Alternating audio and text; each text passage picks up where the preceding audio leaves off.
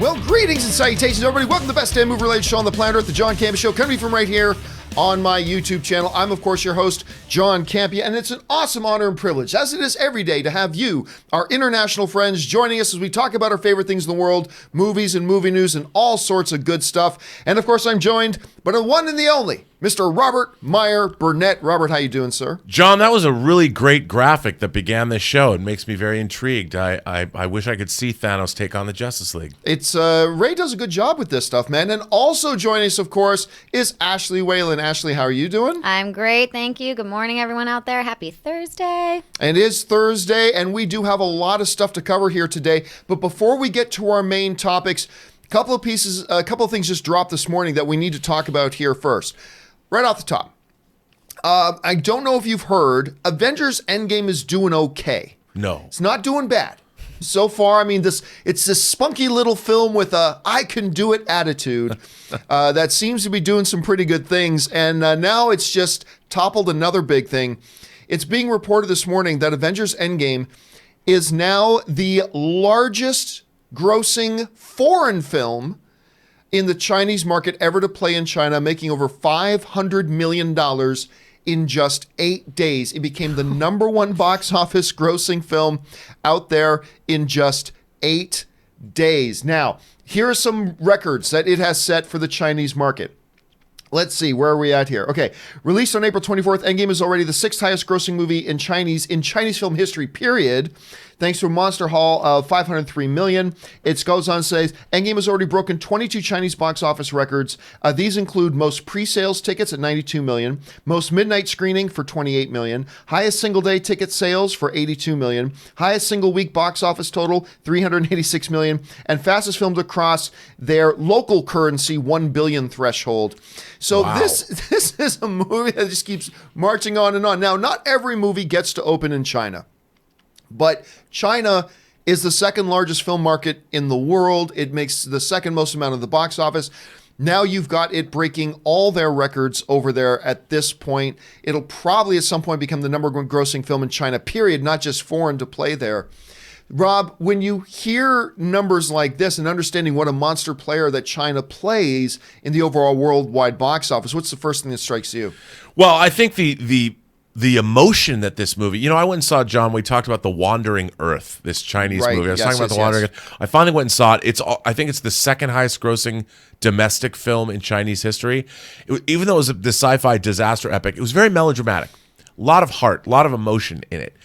Avengers Endgame has the action and the emotion. I think it's the sweet spot for Asian audiences, specifically Chinese audiences. I could see this movie even doubling that.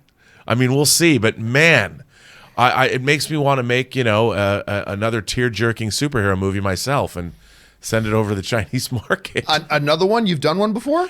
No, I mean another one other than this one, other than Avengers Endgame. I think mixing pathos and emotion and lots of cry time, as you said, with superheroes. I think that's the key. That's the key. Here's something funny. If you guys who watched the show yesterday will remember that one of the topics that I covered was talking about, here are 5 reasons why Avengers Endgame will catch the box office, and today I'm going to do 5 reasons why it won't. I can't do that anymore. I just honestly, I just don't see at this point in its progress. I mean, I was as skeptical as anybody about the chances of it catching Avatar. I mean, we always knew it was a chance, but I was as skeptical as anybody out there about its chance of catching Avatar. And honestly, Rob, right now, the only thing, when you're looking at numbers that not just our domestic numbers, but the numbers in China and stuff like that, the only thing that I can see disrupting it at this point is that one point we were talking about how there has been a growing trend, even the last year, but over the last couple of years, of movies becoming front-ended, of more and more people, when movies come out, they go see it right away. Fewer and fewer people go to see movies for the first time on week 3 or week 4 than ever before. The only thing I can possibly conceive of right now that would make me go, oh, I guess it won't catch Avatar, is the notion that everybody saw it 3 or 4 times already. and maybe they've each got like one more screening left in them, or everybody's seen them. And maybe once we get into weekend 3 with Detective Pikachu, maybe we'll see a much steeper drop off than we thought because everybody's now seen it. It is a 3-hour movie. A lot of people can only see those so many times. But other than that one thing, I can't imagine what else might get in the way. Rob, if I were to ask you, what legitimately were some things that make you go, okay, you should consider this? What things could you put into that sentence that would say this is why it still may not get to there, other than the fact that it might be so front-end loaded? A large asteroid impact in either the Atlantic or Pacific Oceans. That's good. Seriously, in all seriousness, I mean, like you just astutely pointed out, if there's a major drop off, and we will know in week 2 and week 3, but from what I I'm think getting, more week 3. Week 2, I think, is going to be super strong. Right, super strong. What people like this movie. People are writing about this movie. They're contemplating this movie. They want to go back. I mean, I can't tell you the emails I've been getting, the DMs I'm getting about how people love this movie. And it's touching them, I think, unlike I've also been any getting other some Star mixed Trek. reactions from some people. Star Trek I've been getting some people saying they don't like the film and things like that. But they're Yeah, in the but they're minority. They're not wrong. They're in the minority. There's no wrong when it comes to movie opinion. I just don't see anything else. I don't see anything else that's gonna like knock this. No, juggernaut I off mean, the train. but I think you're right. Look, it's got a 3-hour running time. It's not like you can zip into the theater and even look. I think this movie passes what I used to call the HBO test. That when it's on cable and say it's on HBO and you turn it on in the middle, you have to watch it to the end. You know, it has this. There's something that's compelling about it, draws you in. I mean, and I do think it has to do with this coupling of fantasy, superhero, sci-fi elements and emotion. It does it in a way Logan did. Tugged on those heartstrings, but this movie's more fun than Logan. Logan was so dour. I mean, it really felt sort of apocalyptic, not like with the world, but the personal apocalypse that Logan went through. But this movie, even though it has all these sacrifices and it has heart, and it has a heart that beats strong, and I think people want to keep Logan's going. a better film, but I will concede to you. Endgame is a more fun film. There's no doubting that. And remember, I'm the guy on Marvel's payroll, and I'm telling you that Logan is a better film. But I guess that belongs to Marvel now too. Well, it didn't belong to Marvel at the time. I really need to get on that Marvel shill payroll and the DC shill payroll too. I hear there's good money to be made on both, but anyway. I just want Hot Toys figures for free. Oh. I got something to tell you about Hot Toys a little bit later, but that's for off camera. Okay, guys, with that down, there's actually another little bit of stuff here that we got to talk about here, and that is this. Every day, guys, you got to understand, I get tons of emails. When I wake up in the morning, check my inbox, there's always tons of emails from a lot of like indie film companies like, talk about this movie of ours or this movie of ours and stuff like that. And quite often we don't, because they're not going to be movies that are playing in a theater near you and therefore isn't, applicable to you. But I got this little one this morning and I thought, oh, this looks like a low budget indie from some, Tudor Street Productions or something like that, right? For a little film called Crawl. and I almost passed over I'll admit, I almost passed over the email, but then it caught my eye that, oh, wait a minute. No, this is from Paramount. Paramount sent this to me. So I thought, okay, I'll check this out. And I loaded up the trailer, and the basic gist of it, guys, is this. Florida gets a major, major hurricane. Everybody's told to leave, and there's major flooding. And apparently a giant croc or alligator, I don't know which one it is. I think it's a crocodile. I could be wrong about that. Giant crocodile comes in and starts terrorizing this family in their home. As ridiculous as this sounds, I'll tell you what, Barry Pepper's in it. I was eating it up. It's like, to me, it was great B-movie kind of thriller horror. That's something that maybe The Asylum would make. But at the same time, I was watching this and I'm just like, I have got to watch this movie.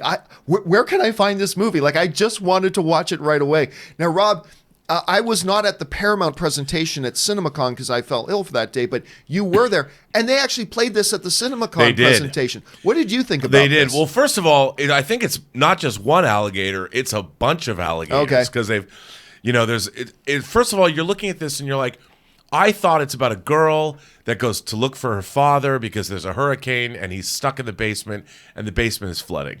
and Which she's is crawling partially around. true. Yeah, and I'm like, all right, okay. And then of course the alligators show up, and this it's like aliens. By the way, Rob, you just created the next T-shirt we got to make. Hashtag, and then the alligators show up. Anyway, then the alligators show up. Well, it's like aliens in a flooded house. But I mean, and then their whole neighborhood's being besieged. I have to say that this looks like, I mean, if you like Tremors, and it looked like it's the Asylum movies are a little too goofy for me. Yes. But this movie looked like, okay, and it's directed by I think Aja. Aja, yeah, the guy who did The Hills Have Eyes. Alexander Aja, yeah, who did the Hills Have Eyes remake, and I mean it's got its tongue in its cheek, but that doesn't mean it's not going for the jugular. I mean, in this movie, I don't know, when they were making this movie, it had to have been a nightmare because it's pouring down rain, everybody's wet all the time, there's alligators all over the place. But man, I want to see this movie. I'm like, I've wanted a B monster movie experience like this in the theater for a long time, and we haven't got one. It looks like this is slickly made. It looks like it's got some really good production values. The acting looks pretty solid, and it looks like it's a lot of fun. And who doesn't want to watch alligators all over your screen? Yeah, I looked at it at first, and it looked like low budget schlock some little indie company made, and I don't know what it is about it. I can't quantify what it is. I couldn't tell you, Rob, what the moment was that made me go, oh yeah, I got to watch this. It looks like stupid fun, but fun nonetheless. And sign me up. I'm all on board for Crawl. I can't wait to see this thing. Me too. All right, guys, listen. With that stuff down and out of the way, let's now move on to our main topics today. How do we select our main topics here on the John Campea Show? Well, it's simple. You guys determine them by sending me your topics and questions by going to www.thejohncampeashow.com/contact. When you're there, fill out the form, hit submit, and maybe, just maybe, you might see your topic and question featured here on the John Campea Show.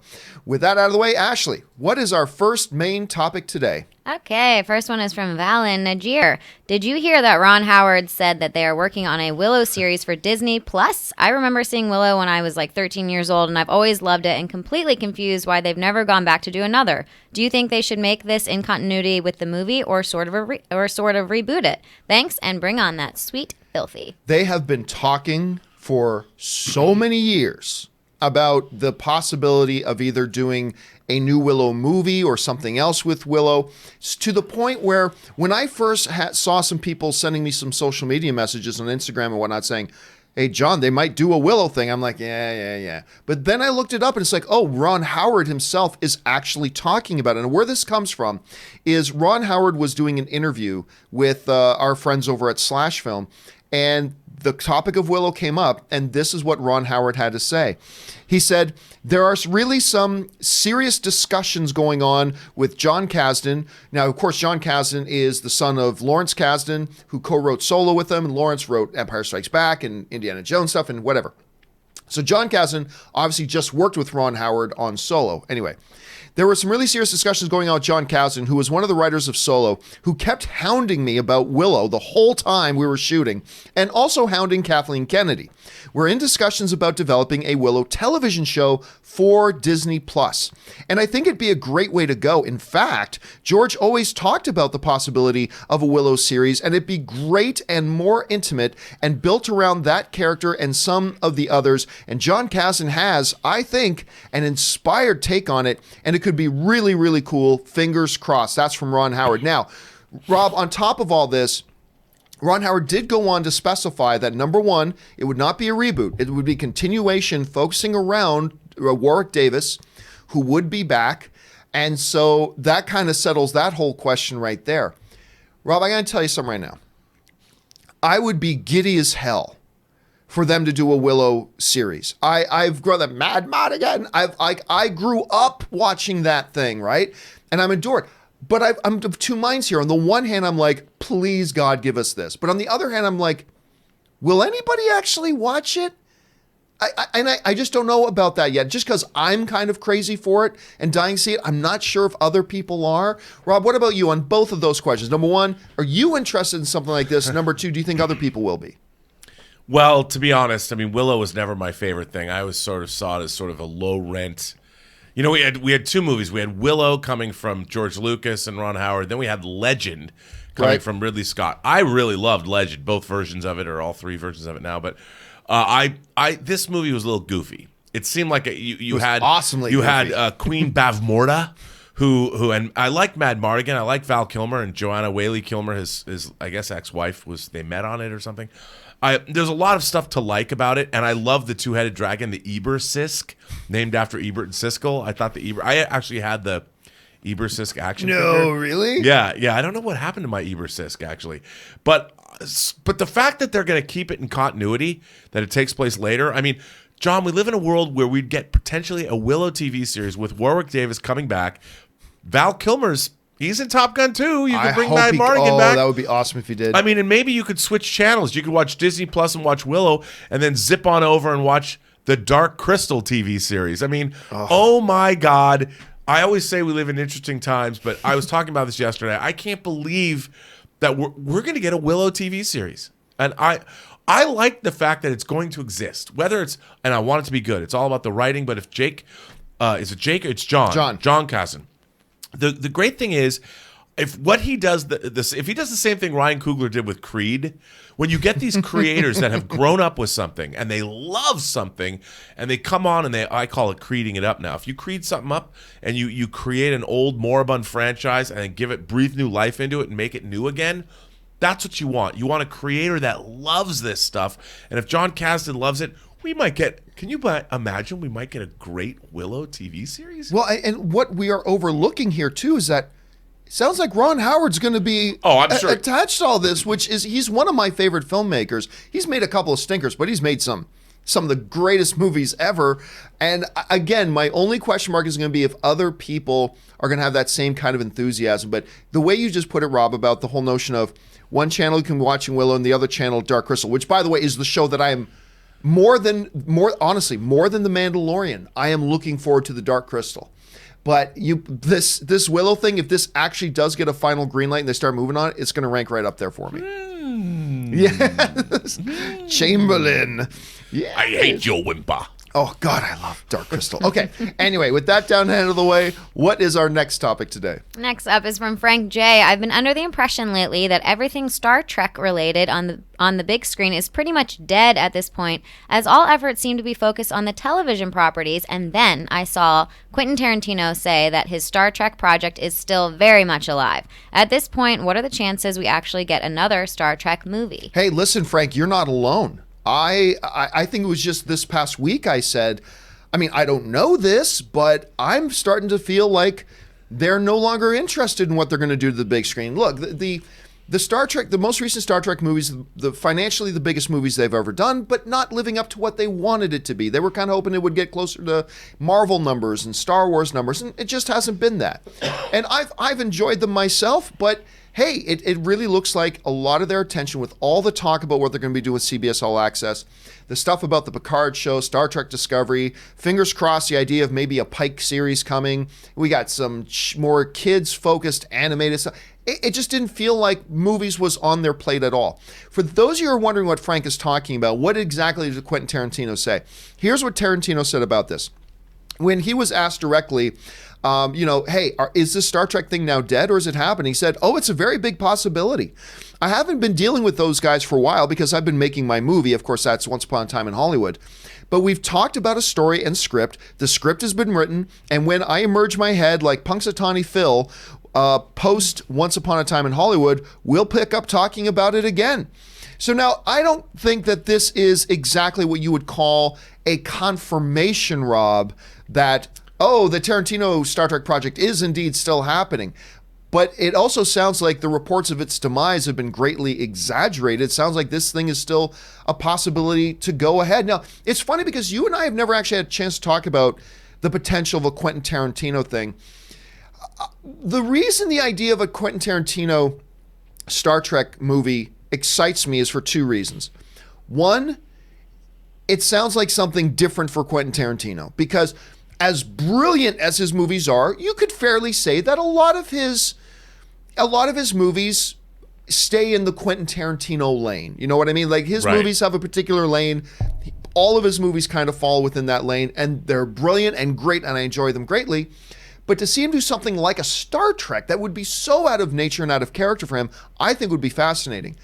I also think it'd be something very different and very new for Star Trek, because having a filmmaker like Quentin Tarantino come in and do it is unlike anything we've ever seen before. Rob, let me ask you this. Number one, would you be intrigued by the idea of a Quentin Tarantino Star Trek? And then to the topic at hand, you think it's actually going to happen now in light of what we just heard him say? Well, I would look. I would love to see. I would love to see visionary creators come into Star Trek that have their own point of view, and see what they would do with the universe. And I think it'd be a lot of fun. Frankly, we don't know anything about it. We don't know if it's original series. We don't know if it's next gen. What are his characters? Who's he going to work with? We don't know. But I've always been down with that idea. Somebody cut a Quentin Tarantino trailer for Star Trek. That's I online. didn't see that. It's great. It's great. You just look up Quentin Tarantino. It's great. But I think it's going to be. I think it'd be terrific. Whether it's going to happen, there's a lot of rights issues. Quentin Tarantino's going to want a lot of control, of course. And I think what everybody wants is him to direct it. Yeah. And he hasn't said he's like going to produce it, shepherd it into being, but I don't think he's ever said he was going to direct this movie, and I think that's what people would want. That's what I would want. I think either way. I mean, just him being involved on that level sounds pretty cool to me, but I mean, that's the bottom line. What everybody wants to hear is that he's going to direct it, and right now we don't even know what's going to get made, but what do you guys think, and what do you guys want? Do you think we're actually going to get this thing done? And if so, are you okay if they do it and somebody else directs, or are you like, hey, I'm only interested in this if Tarantino's directing it? Jump down in the comments section below and let us know your thoughts. All right, Ashley, what's the next topic today? Next one is from Mike. Hey, John, Indiana Jones 5 is getting yet another rewrite for the script by Dan Fogelman. Since this movie has had such a troubled production and it continues to get pushed further and further back in release date, do you think there's a chance Lucasfilms pulls the plug on this movie? Rob, it's May. The Indiana Jones 5 movie was supposed to be coming out in 2 months. Originally, the release date was a couple of months from now. And obviously, they're not even anywhere near starting to shoot this thing. I believe Harrison Ford is, what is he now, 72? Maybe even more. Let's go to the magic. Hey, Google, how old is Harrison Ford? Harrison Ford is 76 years old. I'm sorry, he's 76. Wow. Which means at the earliest they'll start shooting this thing is when he's 77. And the earliest this movie will come out, they're saying it's 2021, which I also don't believe is going to happen. He's going to be 78 years old when this comes out. Which, let's face it, and let's be honest, he looks better at 76 than I ever will in my life. And I'm sure he will at 78 as well. But how long can you be the action hero? Now, what's interesting is speaking of John Kasdan, who's trying to get the Willow project going, he wrote the most recent draft of the Indiana Jones script, and apparently they've decided not to go in that direction. Now, from what we're hearing, his draft was going to focus around Indy searching for this legendary lost Nazi train that was filled with gold.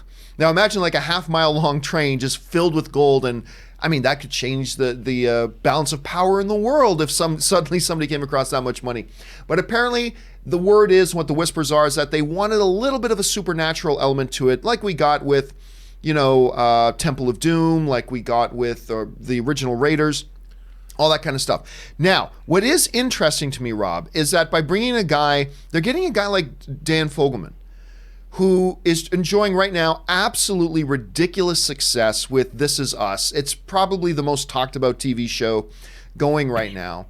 And one of the guys, who is responsible for introducing me and Ann together, Milo Ventimiglia, is the star of that show. So there you go. But at this point, Rob, we've got to be getting to a point where you can only push this off so long. And you got to ask the question, at this point, can you even do it? They're going to be shooting this thing, if everything goes well, with a total rewrite, and who knows how long it's going to take. He's going to be you're doing an Indiana Jones movie with a 77-year-old Indiana Jones. Is this thing even going to happen, Rob? The bottom line, is this movie even going to happen? I don't know. I think the character of Indiana Jones, his globe-trotting nature, he's basically become Henry Jones, his father. He's become the Sean Connery character. He's now, I think, 12 years older than Sean Connery was when they did that movie. Yeah. So look, I think any story can be made to work. Sure. And I think I'd love to see Harrison Ford strap it all on, but even an 80 78-year-old dude. Is he going to go around in khaki pants, a leather jacket, his fedora, and have his bullwhip? I mean, if any 78-year-old dude could do it, it's Harrison Ford. I think we all agree on that. Absolutely, but I mean, he's got to play the more wise and sage, and there's maybe a cadre of people going with him. I mean, I think if they made this a team movie, like the team gathers around Indiana Jones, they could make it. I think it could be really, really cool. And again, look what they did with Sylvester Stallone. Look what Ryan Coogler did with Sylvester Stallone in Creed. And what they did, that he got an Academy Award nomination for that. What Stallone continues to do in Expendables. I mean, they're not Shakespeare movies, but look what he does in those movies. Clint Eastwood, man, still screaming at kids to get off his lawn in his mid-70s. But that's what he's doing, is screaming at kids to get off his lawn. Sure, but I mean, look, again, it depends on story. It depends on how they approach this. If they just approach it like a standard Indiana Jones adventure, again, it's gonna be a little unbelievable, I think. But what year did Crystal Skull come out? Oh man, I don't know. Do you got a ballpark? I can't. It's got to be 10 years, more than 10 years ago, right? Yeah, and I remember at that I was like, okay, Harrison, he can still do it. Now we're fast forwarding like another decade anymore. I mean, it's going to be interesting. Ashley, let me throw this over to you for a second. As you're hearing about all this stuff, you're seeing this thing get delayed more and more and more. At this point, as a film fan sitting back and just watching all this unfold, are you feeling optimistic that this movie's actually going to happen? Like, do you think, they'll still get it done, or are you starting to wonder if it's even going to happen? I mean, I don't know if it's going to happen. I hope it does, because I'm a huge Indiana Jones fan. I mean, who isn't? But I am very surprised that you just said that was the synopsis of the film, that's what they thought. I thought, he was going to just have like a son that pops up who's like 18 years old, and then all of a sudden they tried to do that. Yeah, they did. Yeah. But some sort of like mentorship again situation, not having him as like the leading action man at this point. He's like, it's going to be a little unbelievable, like Rob was saying. But unless they completely change Indy's approach to this new adventure, if they're going to show him bullwhipping and swinging across things, maybe not. I don't know. But again, it's Harrison Ford. The guy's an icon. Maybe so they'll whatever do a virtual reality like situation. Yes, the virtual reality. He's sitting in his chair. I mean, it's funny in the continuity of the movies that, in his terms of his age, the first movies took place in 1936. Raiders was 36 in South America or something, and he was in his early 30s, so 30s, 40s, 50s, 60s. I mean, you're looking, the movie has to take place in the 60s or 70s now, so what's he going to do? Well, when didn't Kingdom of the Crystal Skull take place in like the 50s? No, Kingdom of the Crystal Skull was like was much later than that. No, I thought it was the 50s, the Red Scare and the aliens But it was when the Russians, because his main things were the Russians at that point. Yeah. And wasn't that a little bit further on wasn't that into the 60s? I don't think so. Or maybe it would, but I thought it was more like the Wild One, Marlon Brando, he's wearing the... I'm not going to pretend that I'm well versed in the lore of Kingdom of the Crystal Skull. So me neither. You might be absolutely right on that. Me neither. All right. What is the next topic today? Okay, next one is from Aubrey Schaefer. Hi, John. We love your show and watch it almost every day. Pleasantries out of the way, with Avengers Endgame now being the monster that it is. What do you think the takeaways are for a company like Warner Brothers and their DC properties? I'm sure they're forging their own path. I like Shazam more than Endgame, to be honest, but you can't ignore what Marvel has accomplished with Endgame. What lessons do you think are there for them to learn? All right, thanks a lot for the question, Aubrey, and thank you for watching. And look, I'll say this. When you get a movie that is the sheer magnitude, I think that's a fair word to use, magnitude of what Endgame is, it's not just a representation of what one movie is. Remember, Endgame isn't a standalone movie by any stretch of the imagination. It is a culmination event. I think that's the best way to describe it. It's a culmination event of what they've done. And in that, whenever you have a really great movie, there are lessons to be taken from any great movie. When you get a movie that is probably going to end up being the most successful movie of all time and is a culmination event, certainly for somebody like DC, who's kind of in that same space, there are lessons to be learned. I think there are lessons to be learned from DC's success by Marvel. I think there's lessons to be learned from Endgame by DC.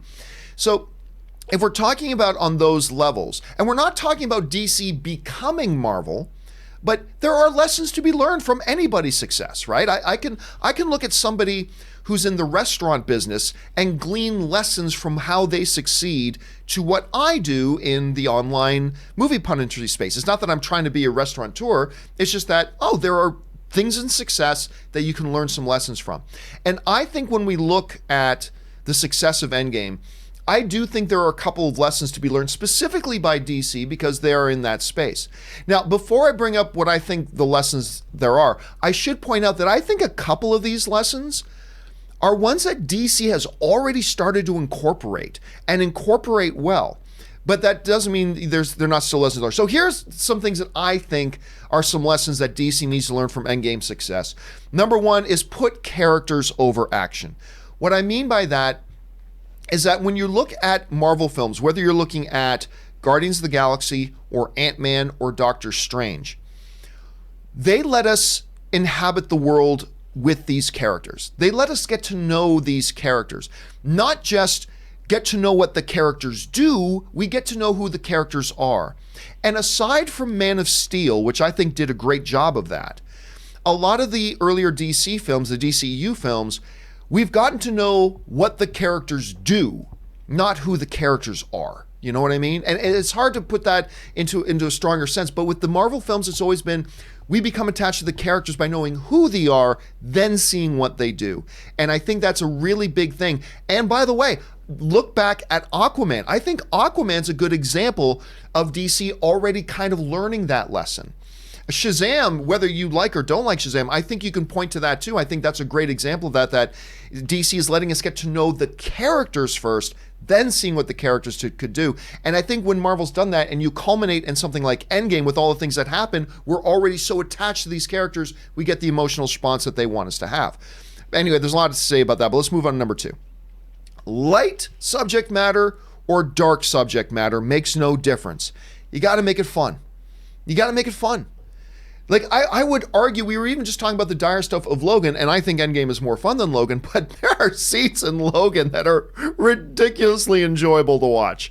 Like, really enjoyable to watch. And, you know, I've always made this argument, too. You look at a movie like Thor Ragnarok, I contend, rightfully so, that there has never been a Marvel film pre-Infinity War. There's never been a Marvel film that dealt with such dark subject matter. Thor loses an eye, the All-Father dies, Asgard gets destroyed. You have the living demon of Surtur coming into, like, there's so much dark stuff that happens in that movie, yet it was incredibly fun. They made it really entertaining, all that kind of stuff. Not a formula, but light or dark, doesn't matter. You got to make sure there's elements of really good fun in that. And again, that's another thing that I think DC has already started to incorporate very wisely under Walter Hamada. Number three, focus on the movie at hand. There are too many times, again, maybe other than Man of Steel, that I've watched a DCU film where they're trying to do too much as far as setting up other films. Now, when you look at Marvel's example through the years, they'll do that in post-credit scenes. They'll do it in things that don't involve their narrative. They'll throw in little things that might lead to other things later, in little post-credits, a little line here, but for the most part, they stay focused on the movie at hand, even though they have an overall arching goal, and we'll talk about that in just a second. All right, number four. Story matters. Everybody will say, of course, story matters. However, let's take a Suicide Squad as an example. A Suicide Squad movie, which I admittedly had a fun time with. I enjoyed Suicide Squad. It's a hot mess of a movie, but I had a good time with it. Still, Suicide Squad is a great example of saying, we have no story, but let's make a Suicide Squad movie because this collection of characters will be cool. And then you get into the movie, and I had a good time with Suicide Squad, but the story is nonsense. And it was simply put together to show off, oh, we've got this great scene with Harley Quinn, and oh, we'll have this great scene with, you know, Ghibli Woman, and we'll have this great scene with, you know, it was just, it wasn't based and founded on a concept for a good story. And when you hear people like Kevin Feige, they're always going back to, I don't care what great characters we have, until we've got a great story that character can fit into, we're not doing something with it. Because Marvel still has legions of incredible characters they could do movies with, but until he's got a story on his desk, that is foundationally narrative first. He doesn't greenlight anything. Now, that doesn't always mean they succeed, but that's always their guiding North Star. And again, I think we're starting to see DC kind of incorporate that a bit. The big thing, though, here is number 5, and that is plan it out. DC and Warner Brothers used to boast that when we bring in a director for a DCU film, we don't tell that director what to do. We let them do whatever they want to do. That's great if they're making a single standalone film. If you're making a film that's supposed to fit within a larger shared cinematic universe, that's supposed to feel like you're going along in one continuous narrative, that creates a hot mess. Because one guy doesn't know what the next guy's doing, blah, blah, blah, blah. You need, and I know this sounds stereotypical to say, you need a Kevin Feige. You need a guy, because Feige's approach to this has always been, I will tell you what the boundaries are. In this movie you're going to make for us, director, this has to happen, this can't happen, this needs to happen, and this can't happen.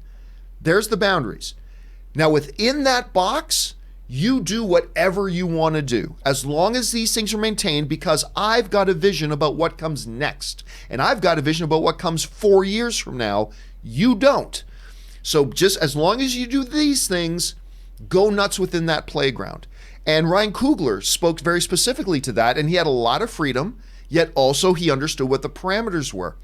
And that is a great example of them planning it out, staying focused on the individual movie, and giving directors freedom, but not unfettered freedom, because that just makes for an incoherent, quote-unquote, shared cinematic universe, which is something they've been able to do with the MCU because of Kevin Feige's thing. So again, what I think are the lessons that DC can glean from this are putting characters over action. Light or dark subject matter doesn't matter. You got to make it fun for the audience. Focus on the movie at hand. Story's got to come first, and plan it out. Make sure you know what you're doing, and then don't feel you got to rush it. Kevin Feige already knows what he's doing in 5 years. It's not like he's going, I've got a great idea. Whoo, I better do it right now. Which is what people wanted him to do, because he's got X-Men now. It's like, oh, they got X-Men now. Kevin Feige, make X-Men right now. And he's like, nope, that's not how I do things. I've got a plan. I know my vision, and I take my time with it, and I'm going to do it all, and it's the right thing. I don't jump the gun. And I think these are lessons that they can glean from this. Rob, you just heard me ramble on and on and on about that whole thing. It's good, though. When you're sitting back as a filmmaker yourself, and you're seeing these things unfold, it's not about trying to mimic Marvel. It's not about trying to do what Marvel does. But what are the success lessons here that you think that a company like DC with their properties can glean from that would incorporate into their own DNA? Well, first of all, you pointed out you made a lot of good points. And what Marvel has that DC doesn't have is a visionary in Kevin Feige. I've always said he's made 13 Marvel movies before the MCU even started. He saw what worked. And some failures. That's important. He had some failures under his belt. He saw what worked and what didn't work, and what filmmakers worked and what approaches worked. And he was an actual working producer. A studio does not usually have filmmakers making these decisions. They've got corporate executives that come from Ivy League colleges with business degrees, and yet they're trying to make decisions about how these franchises work. You need a visionary if you're planning on doing some kind of a universe. That's the first and foremost thing you have to have. If you don't have that, you can't just hire somebody in this position either. Yeah. You can't just go and get, oh yes, we're going to go get this visionary to run the Dark Universe, for instance. It doesn't work that way. And those people, there's only been one in Hollywood history, and that's Kevin Feige. So what I would say is do what they're doing now. They need to concentrate, like you had said, first and foremost, on their characters. Then you take that character, whatever the vision of that character is, you come up with a great story. That's it. You have a great character and a great story. As Stephen King says, a good story well told. Don't worry about, look, everybody wants the money. It's always greed that gets in the way of success in Hollywood. Greed always gets in the way of success because everyone is shooting for money that doesn't yet exist. And that's not how it works, and everybody fails. I don't know why they keep trying to do it, but you concentrate. Look at Aquaman. Aquaman, total visionary in James Wan. He went goofy. He went goofy fun. There's a lot of people that can't deal with the craziness of Aquaman, but it was a visionary approach. It was James's approach. It was the dude bro that was created by Zack Snyder and then James Wan said, I'm going to take my love of fantasy epics of Ray Harryhausen, and he made this concoction, this frothy, beautiful, crazy, weird, Flash Gordon-esque thing that everyone was like, what? And look where they got, $1 billion, because it was a visionary, and he took the character and made that character fun. He brought in a team of actors that he'd worked with before, well, not all of them, but people he knew, and they created something that was unique. There's never been a superhero movie like Aquaman before, and there probably won't be again until we see Aquaman 2, and they had a huge success. That to me is, there's your visionary filmmaker, great character, fun story. Then you win. And Walter Hamada now is in that place, and the question will become from Warner Brothers, I think, will you allow and give the leeway to Walter Hamada to be that figure and to let him kind of direct this and guide this and work with the filmmakers he wants to work with, as long as they look, Kevin Feige has oversight. He has to meet and talk with Alan Horn every week. He has to get yes, but Alan Horn also knows how much slack to give Kevin Feige to let him give and I'm sure there have been times that Alan Horn has had to put his foot down. I'm sure that's happened. But for the most part, they let him do that. Warner Brothers has got to give Walter Hamada a chance and a good amount of time to kind of make whatever this vision is he has come to fruition. And if they do, I mean, look, they're off to a good start. I think they're off to a good start. I think Wonder Woman 84 will be a continuation of that good start. And then let's sort of see where they go from here. I can't wait. Me too. I'm excited to see where they go with this. All right. With that down, let's go on now to our final email today. Ash, what's the final main topic today? Just want to slip in real quick that Kingdom of the Crystal Skull is set in 1957. It is? There you go. I did look once again, Rob. Especially, why do I ever doubt you, Rob, when it comes to any kind of film dates? Why do I ever? Because I'm doubt not Scott that? Mantz. Why do I ever doubt that? All right, what is next? No, he's crazy good. Sean Smith /Film reported that Guardians of the Galaxy Volume 3 is scheduled to start shooting next year, and that we can expect more Thor, quote, in some form. They also say that Hemsworth renegotiated his contract in 2017 to include the next phase of films. Do you think that this is just as a part of the Guardians Volume 3 movie, or do you think we will actually get a Thor 4? Well, actually, just to be clear, that was said on our Friends Over Session. The report actually came from the Hollywood Reporter. Now, we've all known going into Endgame, a bunch of contracts were expiring. And there were a bunch of contracts set to expire at certain points. Chris Hemsworth, Chris Evans, Scarlett Johansson, Robert Downey Jr., like a lot of these contracts setting to expire. But remember, we always used to say, Robert Downey Jr., he had his contract expire a long time ago.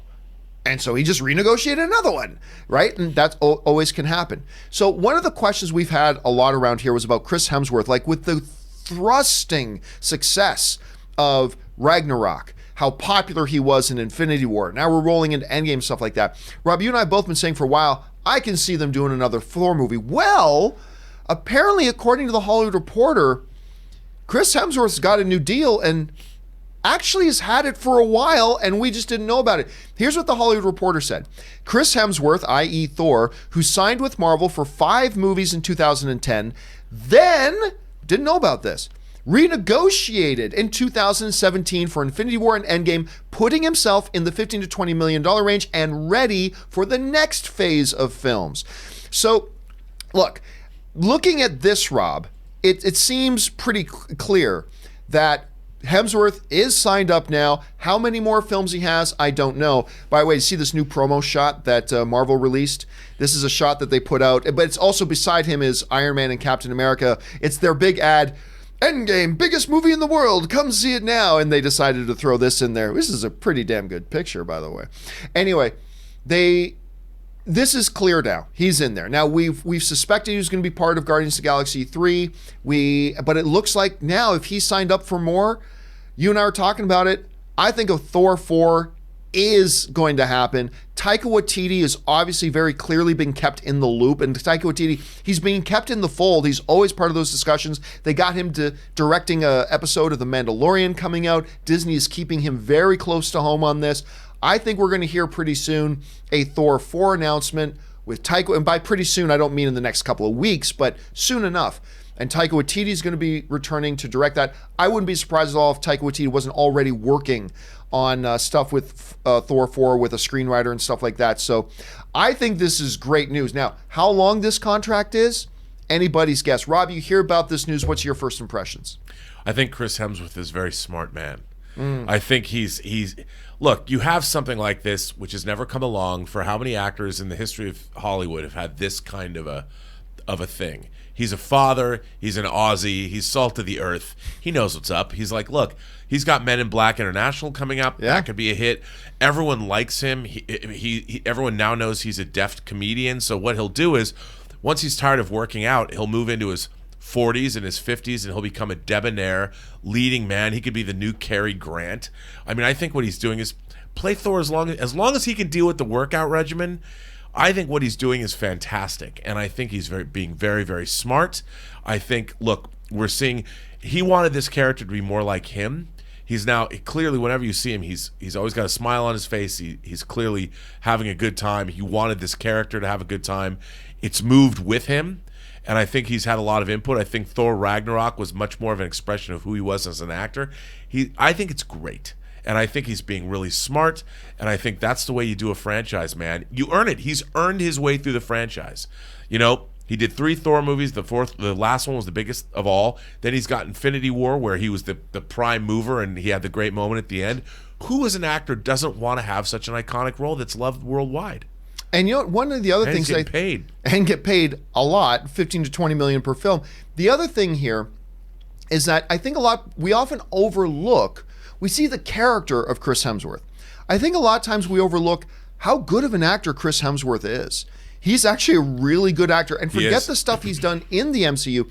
Go and look at a movie like Rush that he did with Daniel Bruhl.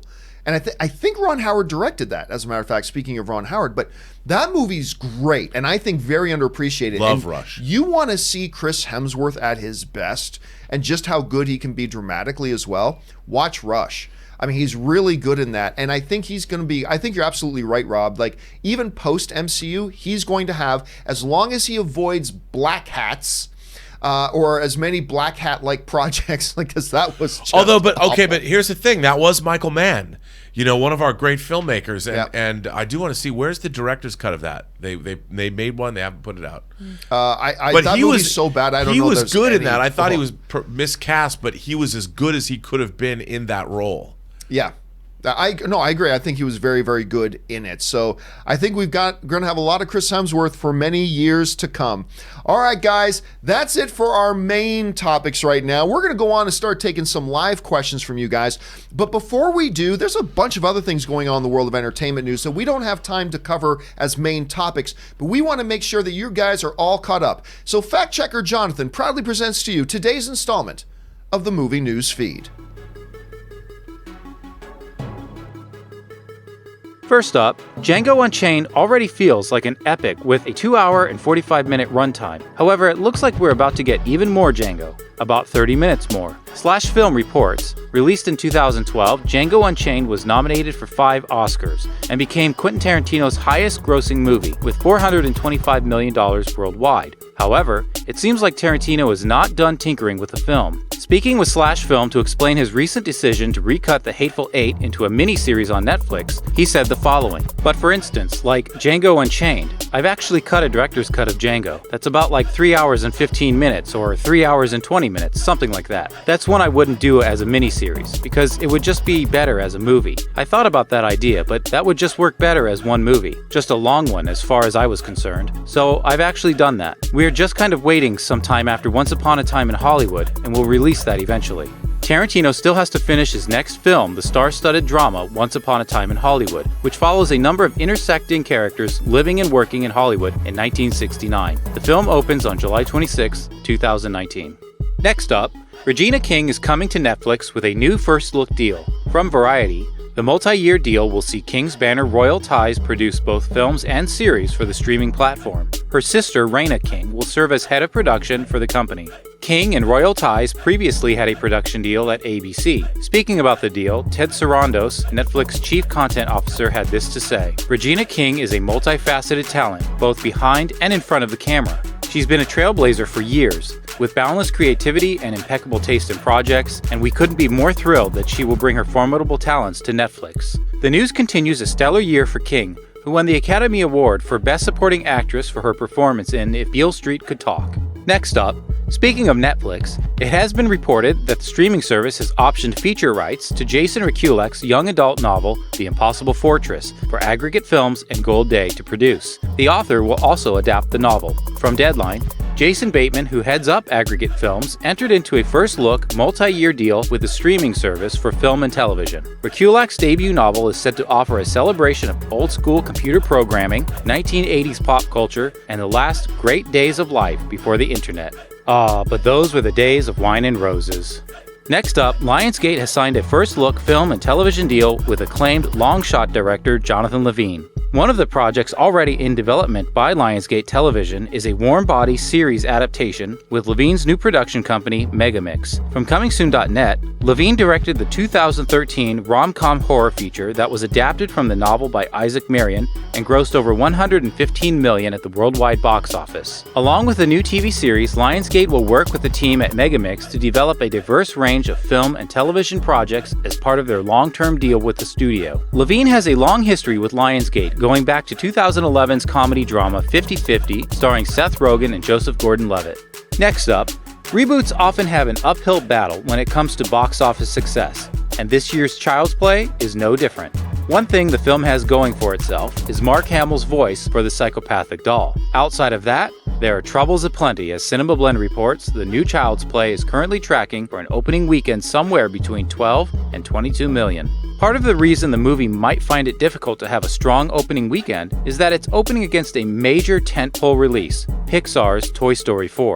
Now, this is good counter-programming. However, Pixar is known for its broad popularity and may pull over some of those horror fans that would have otherwise gone to see Child's Play. Another problem facing the film lay in its second weekend, when it faces another horror film, Annabelle Comes Home, part of the extremely popular Conjuring franchise. Both of these films have to compete for the same audience, and Child's Play will have already lost its opening weekend edge. Ultimately, the film's success resides with the audience. The reboot likely needs the franchise fans in order to succeed, but if large numbers of them stay away because they don't like the idea of the series being rebooted in the first place, the film could be in serious trouble. The new Child's Play arrives in theaters June 21st. And finally, fans of Anchorman, I have some sad news to report. If you were holding out hope for a third installment to the franchise, it seems one more nail in the coffin has been hammered in. As Joe Blow reports, Christina Applegate, who played Veronica Corningstone for both the 2004 original Anchorman: The Legend of Ron Burgundy and its 2013 sequel, Anchorman 2: The Legend Continues, highly doubts we'll ever get another chapter of the kooky comedy. The actress said in a recent interview, "I highly doubt it at this point. Now that McKay has got some Oscars on his shelf, I don't know if we're going to go back and revisit Anchorman. I would never say never, though. Honestly, working with those boys is the highlight of my life. My boys were the most genuine, incredible, respectful, just talented group of dudes. Granted, Applegate didn't say never. However, the chances do seem very slim." As for Applegate, she's preparing to star alongside Linda Cardellini for the upcoming Netflix series Dead to Me. And that will do it for today's installment of the Movie News Feed. And now you are all caught up to date on everything going on. Special thanks again to fact checker Jonathan for that report today. Okay, guys, we've reached that part of the show now for your live questions. You guys have been firing a whole bunch of them, so actually let's get things rolling on this. What's up first? All right, up first is from Tucky75. I'm so proud of my boy Rocket. If we're talking about Rocket in Endgame, I loved Rocket in Endgame. I thought he was one of the highlight characters in it, and I think he actually got more due in this movie than maybe even any of the Guardians movies. I loved him in it. All right, what's next? Raven, good morning, crew. Today's word is bromadic. The trope of having a character say he will not do something and then hard cutting to that character doing that thing has become bromadic to me. Using it in a sentence is great, but you got to tell us the definition of it. So I don't know. Rob, you were saying something about that earlier. Yeah, I mean, I want to know how it can be used, different ways it can be used. Where does it come from? That kind of thing. But that's an interesting word. I like it. It doesn't. Unlike yesterday's word, it doesn't sound like a discharge. All right, what's next? Kyle Starr. When can we talk openly about Endgame spoilers in chat? It's funny. I've been asked that every day, and I always give the same answer. The rule to me has always been for spoiler talk. Open spoiler talk after the movie has finished its theatrical run and it's been out on home video for a couple of weeks. You got to give people a chance. You just got to give people a chance. So that is always. I'm not just creating that personal rule for Endgame. That's always been my rule for any movie. So that's kind of my pathway to that, I guess I would say. All right, what's next? RJ Technovine, I don't trust Mysterio at all. John, I don't do know. you? Jake Gyllenhaal seems like a pretty trustworthy. He's got a good face. I think he's going to be a great new hero in the MCU. I think we're looking at our next great hero in the MCU. Rob, you look doubtful. I just think you're No. Why wouldn't you believe an American in Paris? Absolutely. I don't know. I mean, who's got a great suit, cool helmet, a cape. I'd believe him. Well-worn facial hair. I like it. yeah. Yeah. All right, what's next? Insane Murdog. Rob looks like a Van Halen guy. He does look like a Van Halen guy. Now that I think about it, you look like you'd be into Halen, are you? Dude, I just jump.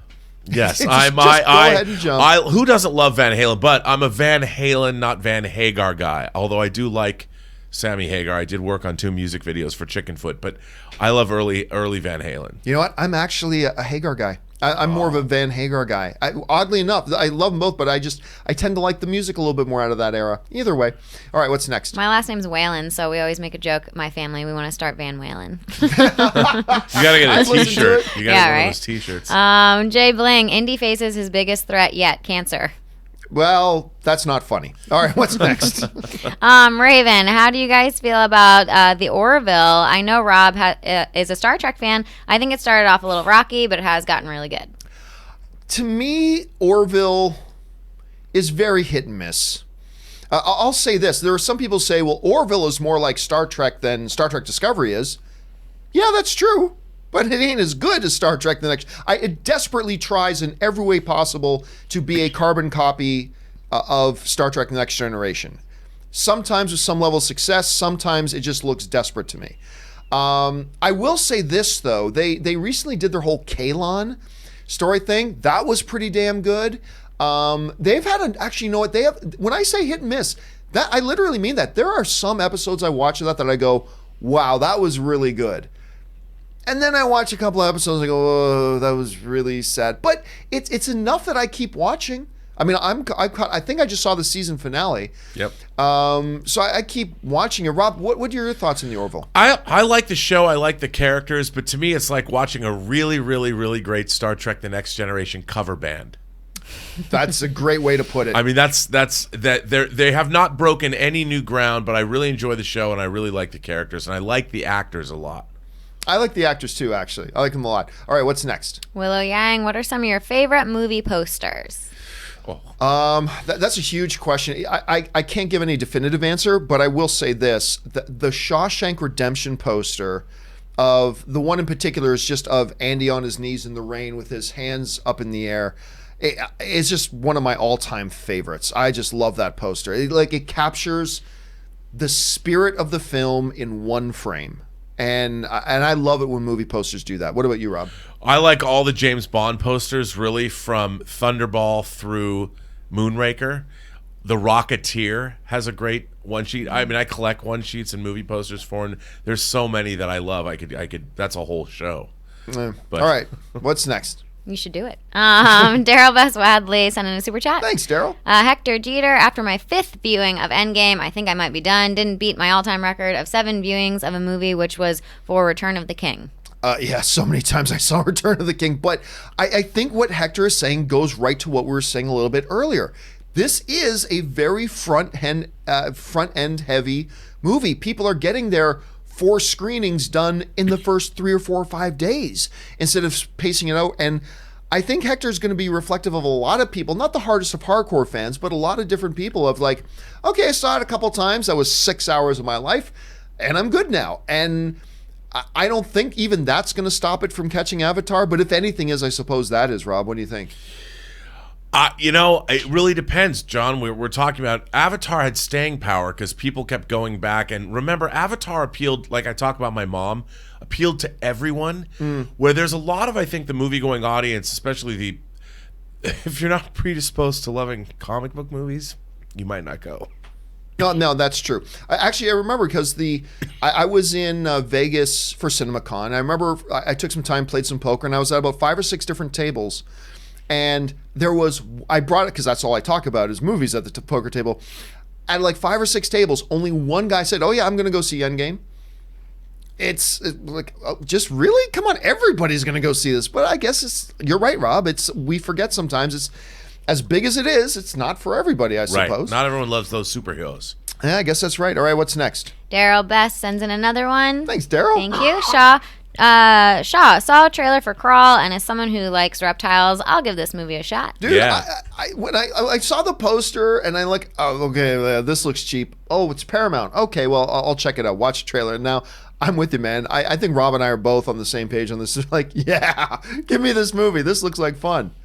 All right, what's next? Raven, how my typical super chats end up going. Raven, hello, Ashley. Raven then compliments Ashley. John lets out an evil laugh and says, foiled again, Raven. Ashley isn't here. Blah, ha, ha, ha. Yeah, that actually does happen a lot. Sometimes Raven says, Raven will sometimes send in a super chat before a show starts that Ashley's not here, or sometimes we'll put it in like late and they'll get addressed in a companion video and they're not there. So Raven, you won this time. You won this time. All right, what's next? Yeah. Terrell Wise, will we ever see another Justice League? Well, whenever you use the word could or ever, the answer is always yes. Ever? Yeah.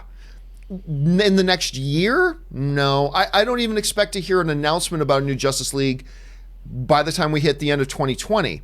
But we're going to get another Justice League. Look, they just had Avengers Endgame make $357 million opening weekend. DC and Warner Brothers are going to want to get back on that, but they're not going to rush it. They're going to get their cinematic universe into a healthy, functioning state first. And it won't necessarily all be standalone movies. We might get Booster Gold and Blue Beetle. We might get whatever, but they're going to take their time.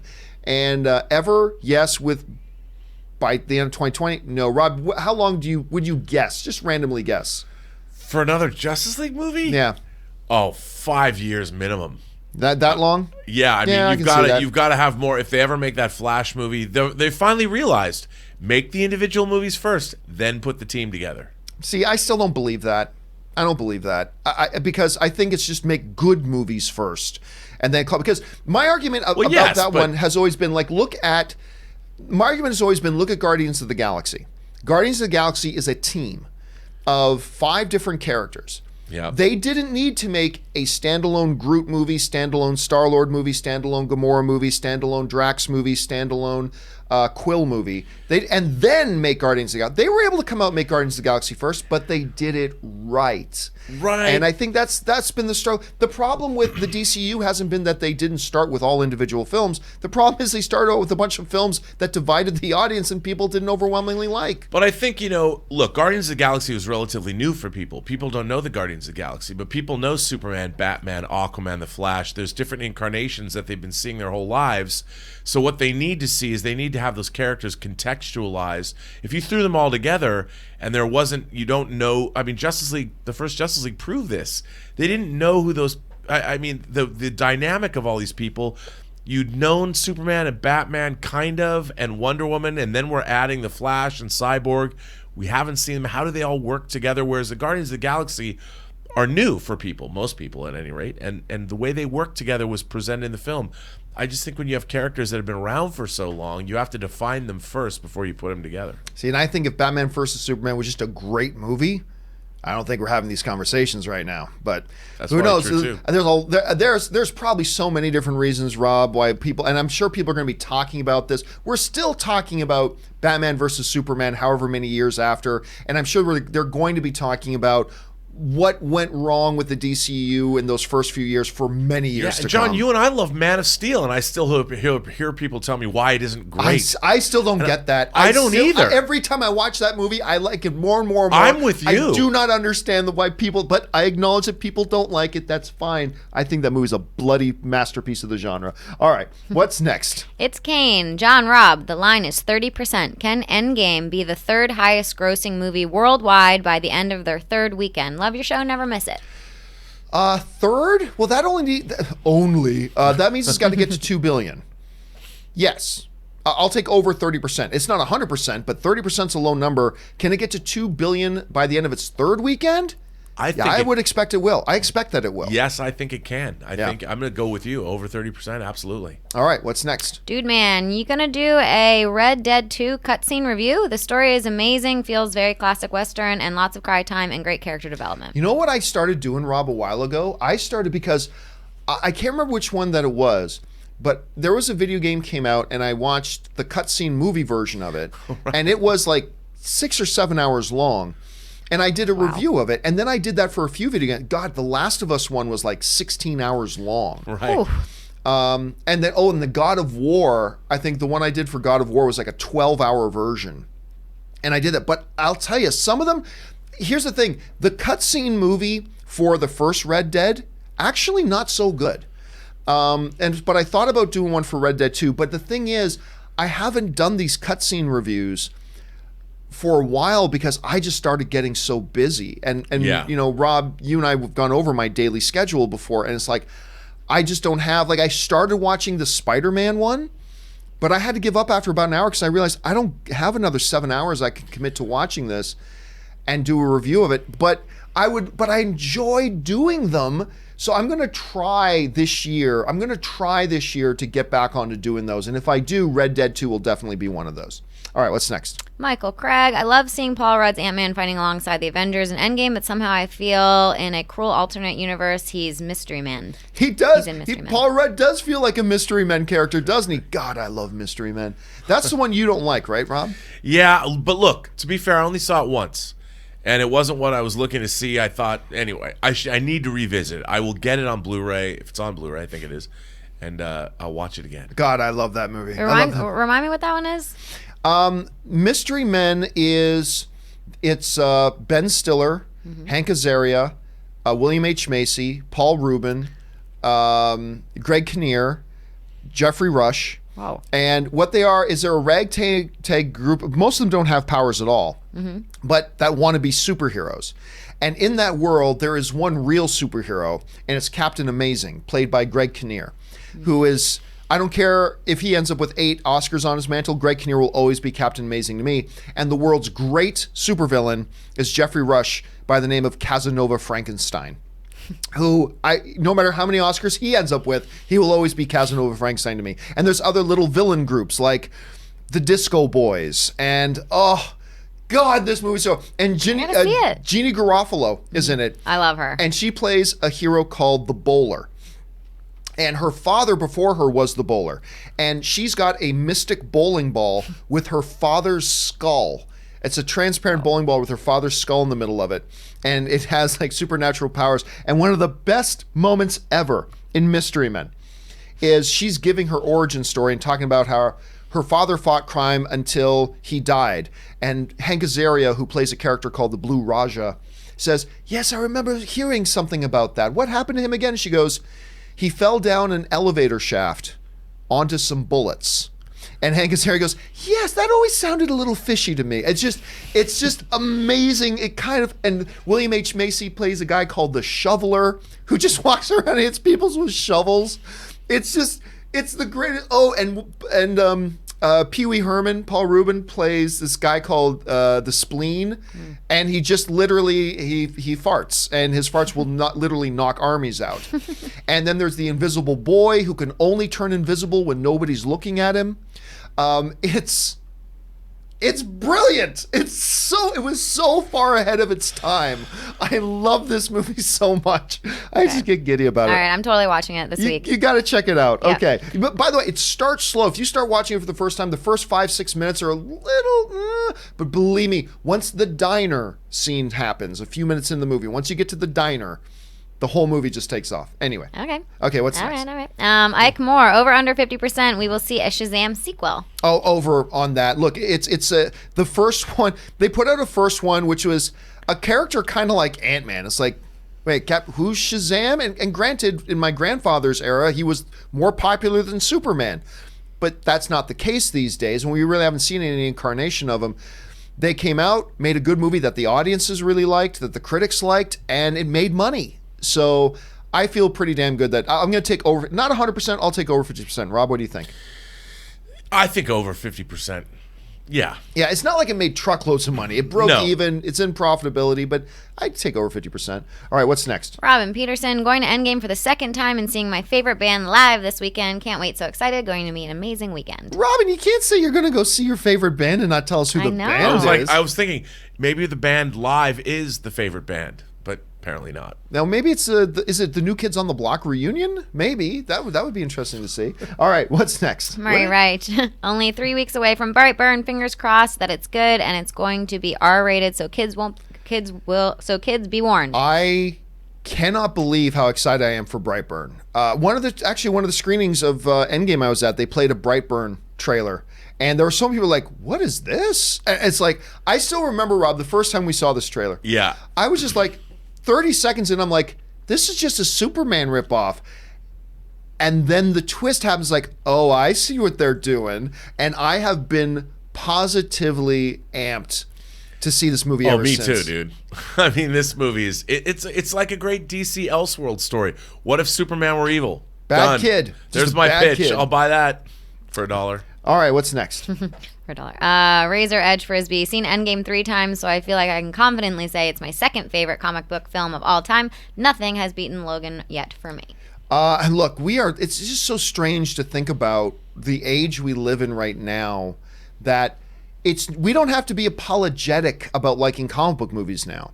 No. Because now comic book movies are some of the best films that are being made. When you're talking about Logan and you're talking about Infinity War and Endgame and what the MCU is doing, and you're talking about like Dark Knight, and you're talking, and that was a little bit longer ago, but it's amazing now. And then you have a Logan nominated for Best Screenplay. You have a Black Panther nominated for Best Picture. It's just a sign of the different age. Because Rob, it wasn't that long ago. There's like, whenever you talked about liking comic book movies, it was in the context of guilty pleasures, right? Yeah. Now it's not that.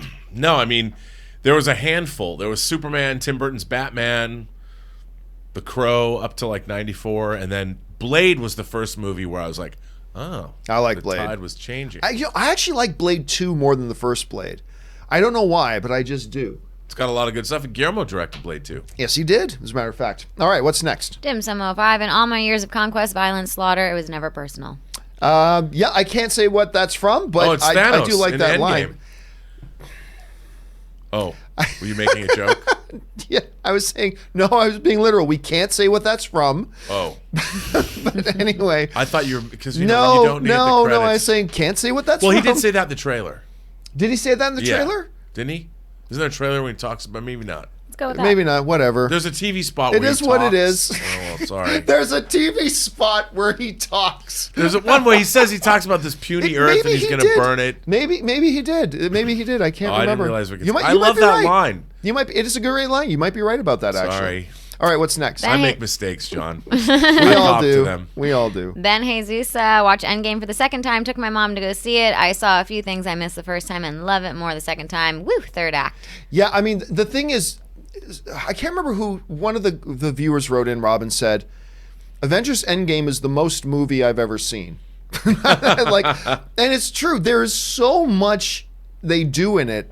And there's a lot of lines people miss the first time because of gasps or cheers or laughs or whatever that are then followed up by something else really interesting that happens and you miss it. And there's just a lot going on in it. And I see this, I saw it. Now, my fourth time I see it, I didn't see anything new. But even up to my third viewing, I caught one or two little things that I didn't catch in my first two. So it is one of those movies I think you can appreciate like that on that level. Everyone knows, can I say Thanos is in Endgame? That's not a spoiler, No, right? no, that's in the trailer. One of the things I really liked about Endgame a lot is that you get Thanos, he wasn't just the same dude. Right. You know, you saw two different aspects of Thanos, which I thought was really surprising. I thought Josh Brolin, man, that guy knocked it out of the park. He's so good. I'll be honest, I thought Thanos in this movie was a step down from Thanos in Infinity War. But the counter argument to that is he had already done so much in Infinity War that he didn't need to replay it again in the second one. So that's a good counter argument to that. But anyway, that was just kind of my thought. He was the philosopher in Infinity War. He was the not philosopher that here. Thanos. All right, what's next? Dim Sum 05. I had a dream that Feige announced the new slate for the Cosmic Phase 4 at the El Capitan, stepped down and handed the reins to James Gunn. Yeah, that's not going to happen. But man, I still remember I was there. I was at the El Capitan Theater a few years ago when they had this big Phase 3 announcement event. It was a Comic-Con-like event, but it was just for that one thing, and it was wonderful. And I don't think they're going to do that again. Actually, they probably are, but it's going to be at D23. I think D23 is where they're going to make all their announcements. But man, I would love it if they did that again at the El Capitan. That would be so sweet. And I don't know, I think we might be in an era right now where we need to start thinking about succession.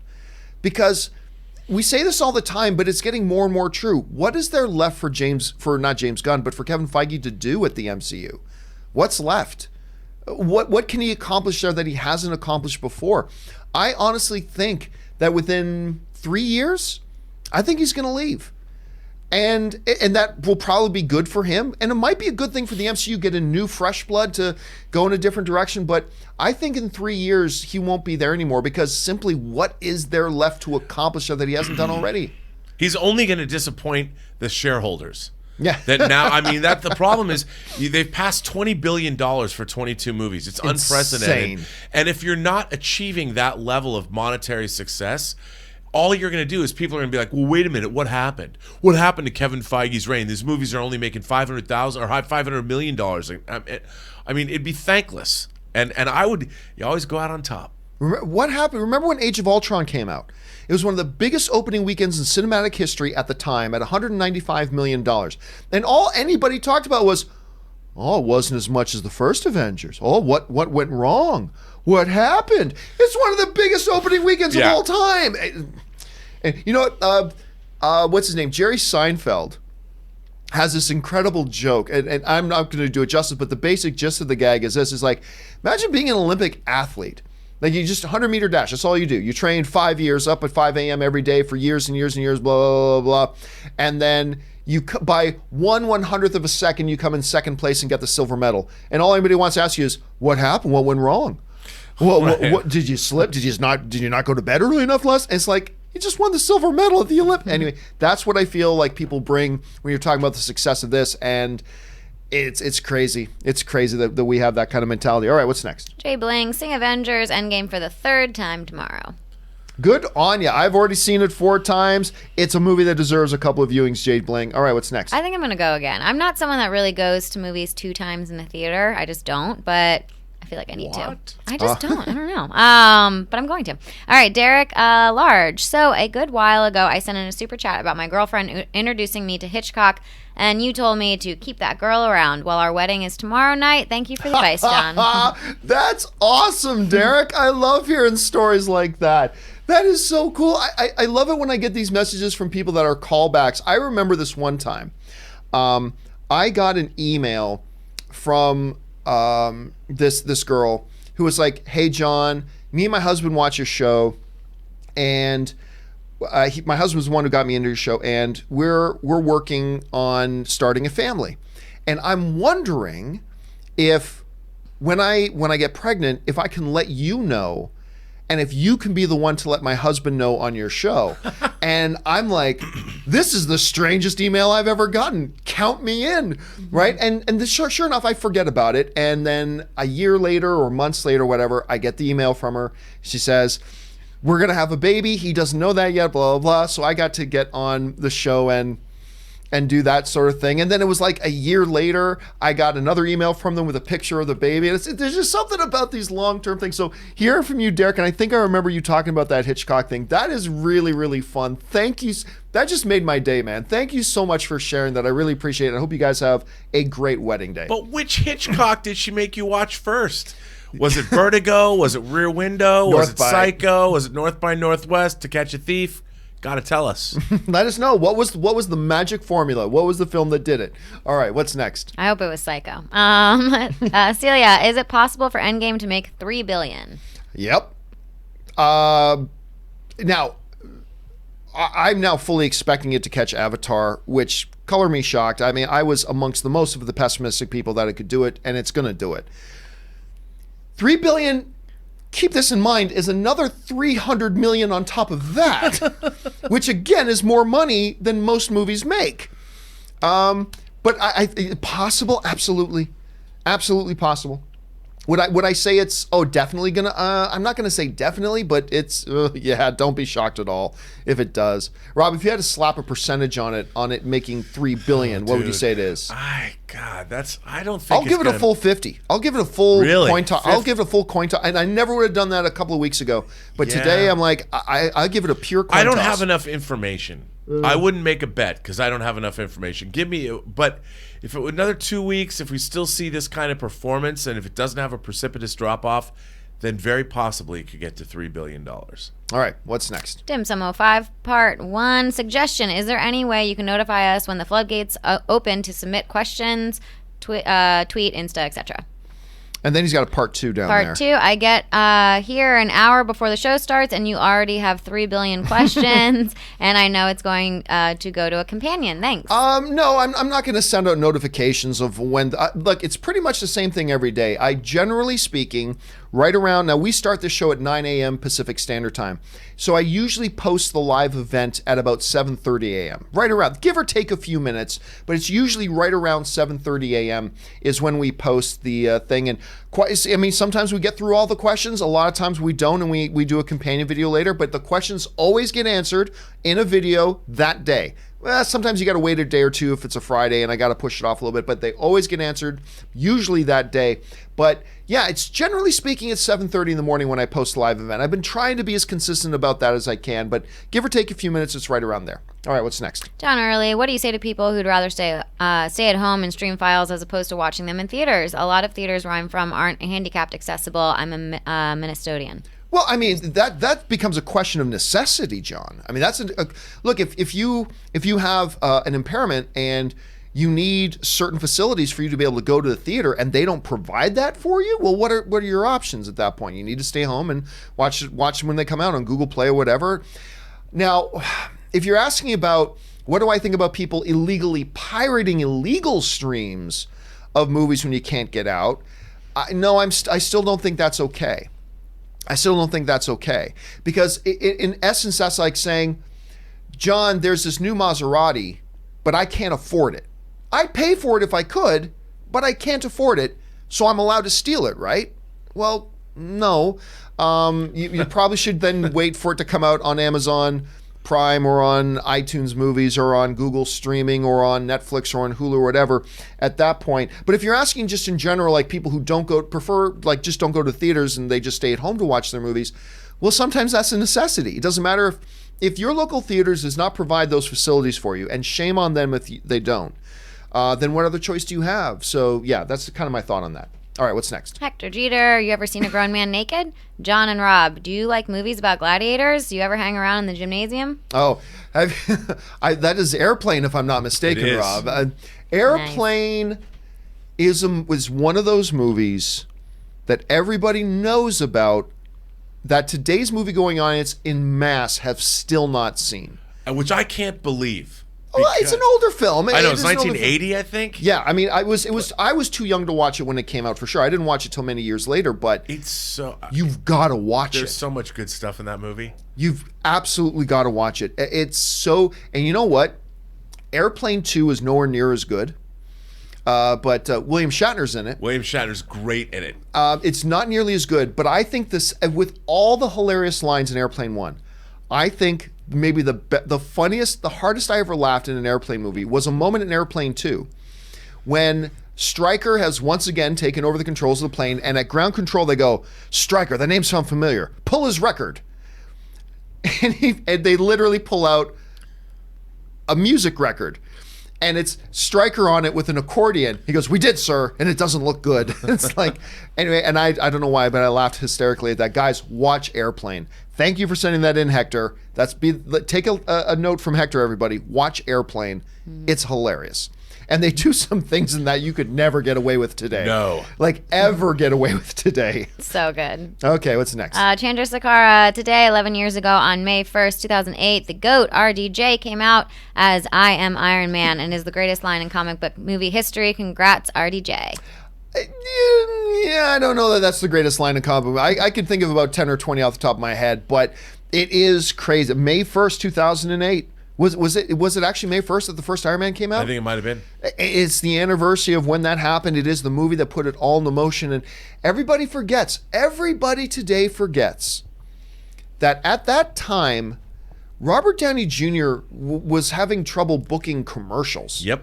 Nobody wanted to work with him, and that was his own bloody fault. Or insure him. He sabotaged his own career multiple times. I remember they even gave him another shot. Remember Ally McBeal? Mm-hmm. I used to love that show. And they brought in, Robert Downey Jr. had already destroyed his career. They gave him a shot and brought him in to be the new love interest for Ally McBeal. And he was great on the show. And then he destroyed that again. And they had to fire him unceremoniously. And then for a lot of years, he struggled. But Jon Favreau knew he was the guy he wanted for Iron Man. And they had to go to battle to get the powers that be to agree to it, because they didn't want to agree to it at first for a while. And again, totally understandably so. But at the end of the day, Jon Favreau convinced them, and the rest is history. I mean, Robert Downey Jr. turned his life around. He found the greatest success he's ever had in his career. And it kind of went on to help define what the MCU would be by that first movie. And I didn't even remember that it's the anniversary of when that happened. Yeah. 11 years ago today. Thanks for bringing that up, man. How old was he then? Or how old is he now? Oh, he's like in his early 50s. We can find out. Hey, Google. Yeah. How old is Robert Downey Jr.? I think he just turned 50. They just had his birthday, Robert I think. Downey Jr. is 54 years old. Oh, 54. 54. Oh, no, it was Ant-Man. It was Paul Rudd that just turned 50. Yeah. Which is crazy. That dude still looks like he's 20. He still looks like he did in what was the movie with the teenage girls where they live in the valley? Clueless? Clueless. He still looks like he looked like in Clueless. What baby blood sacrifices at the crossroads at midnight is Paul Rudd engaging in to still look like he's 30? Clean living. Oh God, it's like crazy. Okay, what's next? Raven. So I know your favorite Batmobiles now. What are your overall favorite movie, TV cars? Kit, General Lee, DeLorean, Ecto-1, Herbie, the Batmobile, or something else? I never think about that. I'm not really a big cars guy, but it's hard not to say the Knight Industries, what was it, the 1000 or the 2000? What was Kit? The Knight Industries 2000, whatever. It's hard not to say Kit. The DeLorean's great. What would you say there, Rob? I mean, the Aston Martin DB5 from Goldfinger. Yeah. Or the Lotus Esprit from Spy Who Loved Me that turns into a submarine car. Oh, that's pretty cool.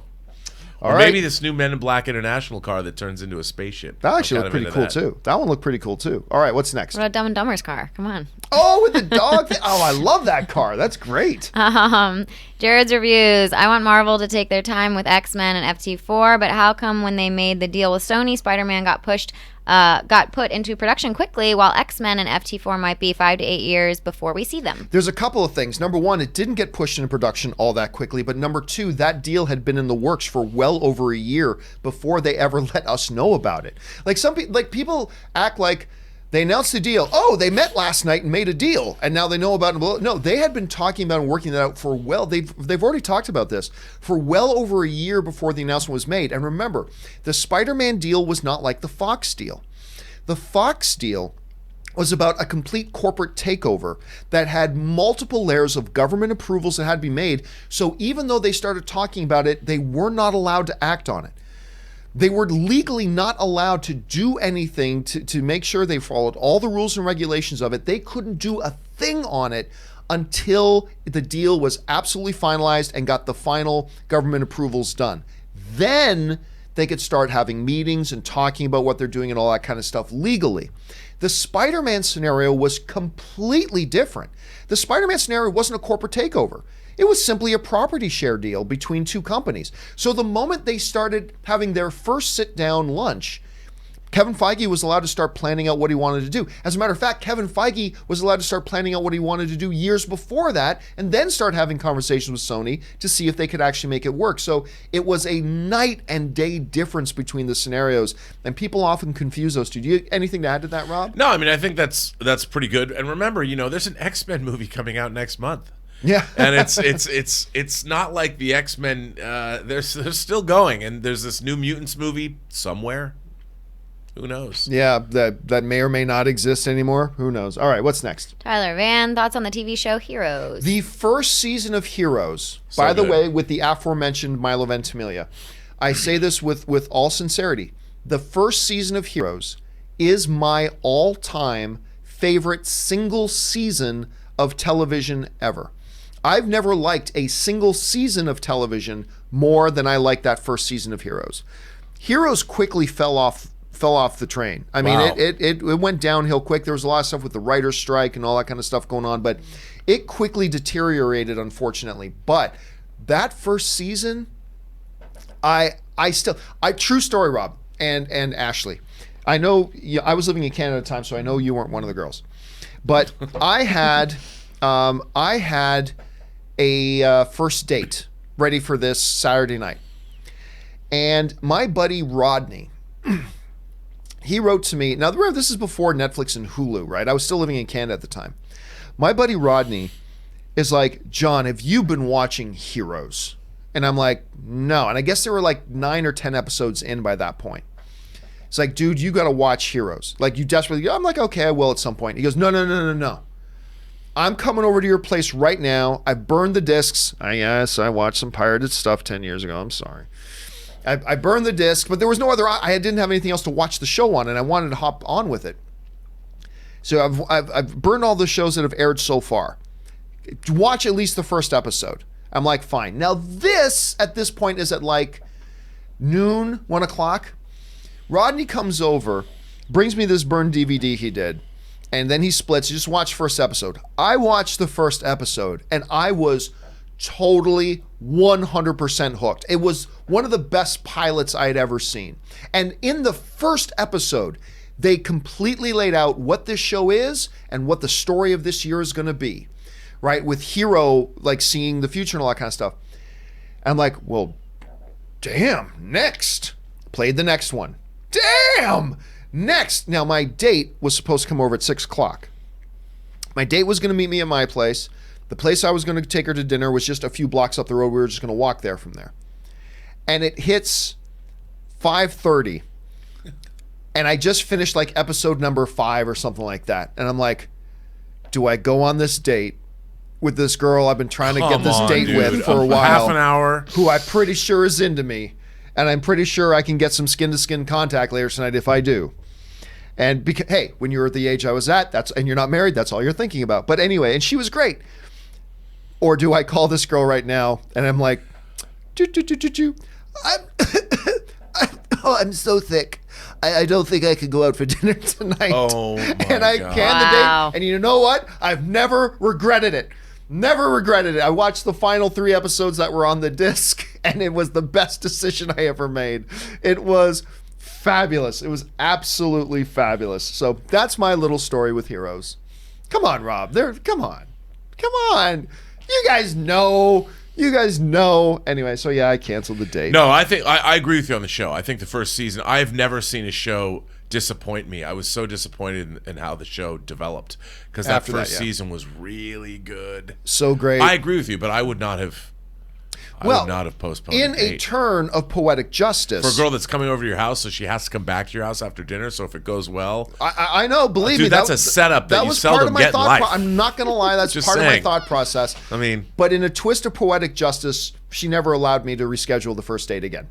Her thing was, hey, look, if she didn't not believe I was sick, but she goes, if you're that sick, you knew an hour or 2 or 3 hours ago that you were Yes. sick and you should have called me. And I'm like, but I didn't know I couldn't stop watching this show. But Yeah, right. poetic justice, good on her. She dude, if didn't she give me ever another sees chance, this and right I now, didn't deserve it. man, dude.